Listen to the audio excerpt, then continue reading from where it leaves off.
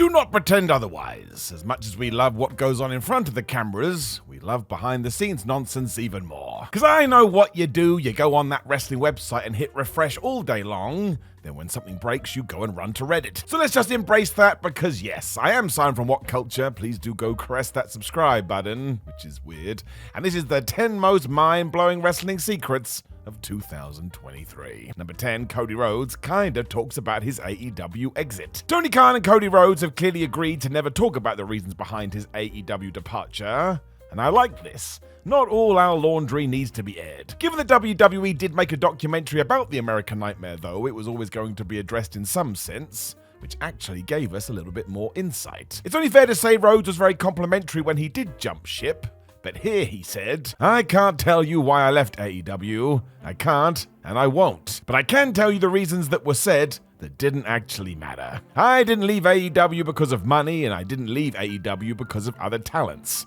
I left AEW because of a personal issue. That's it. The byproduct of leaving AEW is the opportunity to go for the biggest dream I ever had, and the first dream I had in my life. So yeah, that has made it even more intriguing, but hey, I can only give you the information, and now you can run wild to your heart's content. Number 9, the Listo Story. So look, we do not know the truth with this, but in terms of stories that shattered the internet this year, well, it was most definitely one of them. Listo had worked one day for AEW in 2022 on Dark, and when that didn't go particularly well, the floodgates opened as to what may or may not have happened behind the scenes. Dustin Rhodes, Billy Gunn, and Ruby Soho were dragged into it before the women's locker room were very public about none of this being accurate, and that working for Tony Khan is nothing short of a pleasure. The issue was the wider audience made up their own minds, even though only those involved know for sure. It created such a furore, though, it has to be included in a list like this. Let's be honest, though, it really would be better if we could all just get along. Number 8, Nigel McGuinness is ready. Nigel McGuinness is a fantastic commentator. He's laugh out loud funny on AEW Collision, and it's been a great hire all around. There may have been something more to this signing, however. Because just before All In 2023, Nigel posted a picture of himself looking super healthy, and dare we say it, ready to have one last match. McGuinness himself confirmed he could step in the ring should he wanted to. Cue the chatter. Now, of course, he was also taking shots at Bryan Danielson, his oldest rival, so put 2 and 2 together. We were in England, the American Dragon needed a rival. It really did feel like we were going to get this, which was nuts because McGuinness retired in 2011. Sadly, Danielson then got injured, so we never found out, but I do not think we're done with this. And when we do get to 2024, well, watch this space. Also, given recent events, it genuinely could be both guys' last match, and that would be totally wild. Number 7, TNA. So who saw this coming? Impact Wrestling has had a great 2023 and genuinely offered up an alternative to most promotions, plus built a locker room that everybody raves about. It's proper all-for-one, one-for-all stuff. Their Bound for Glory pay-per-view was also very warmly received, which is likely why they held off this announcement to the end. They wanted to put a cherry on top. Because as the credits were about to roll, Scott D'Amore walked out in front of the live crowd and confirmed that come January, TNA was back. This confused many because a lot of individuals still called Impact by these 3 initials, but that was the point. After years in the wilderness, the name TNA was returning, which was met by quite the reception both in the building and online. It really is quite smart by the powers that be because enough time has passed that this feels like proper nostalgia, which of course is wrestling's favourite friend in the modern day. Given that they do have a lot of momentum at the moment too, well, this may actually turn out to be the catalyst that gets them a step further up the ladder. You'd really love to see it. Number 6, AEW turns down Bret Hart. So that headline is a little bit inflammatory because when you get into it, it does make sense. But even then, who says no to the Hitman? Bret Hart had appeared in AEW way back at Double or Nothing 2019, where he did introduce the World Championship belt, which was quite fitting. Even more so because a month prior to this, he had gone into the WWE Hall of Fame a second time as part of the Hart Foundation. His Legends deal there would have likely have caused some issues too, but Bret did have some sort of chat with the All Elite Wrestling hierarchy, and they found themselves at an impasse. Revealed by Hart himself, he told AEW he would love to help out backstage in some sort of coaching role, whereas the company wanted him to be an on-screen talent in the same vein as a Jake Roberts or Tully Blanchard. As has been the way for a while, Bret didn't really want to appear in front of the camera, so the two shook hands and they parted ways. And given some of the things that have happened since then, well, maybe AEW should reconsider. Number 5, tapping up. This is all allegations and allegedly so. We don't know, but we can follow the rumors. It also seems fair to say this likely happens across all of wrestling and sports in general, because if you can chat to a contracted talent via a friend of a friend, you will. That's called life. Tony Khan has been very vocal about this via social media though, and how WWE came after some of his talent, even though they were signed to a deal with the company. It seems likely this was Swerve Strickland and William Regal who were wanted back after Triple H took the reins. And to make matters worse, this seemed to have happened while Tony's mother was ill in hospital. And no, that's not cool. It also felt like Khan took this personally, as you likely would, which flamed the ongoing war. And look, Regal did leave and return to his home base. Let's just call a spade though, because this has been going on for years if we're honest. I mean, go and read about how Hulk Hogan arrived in the WWF.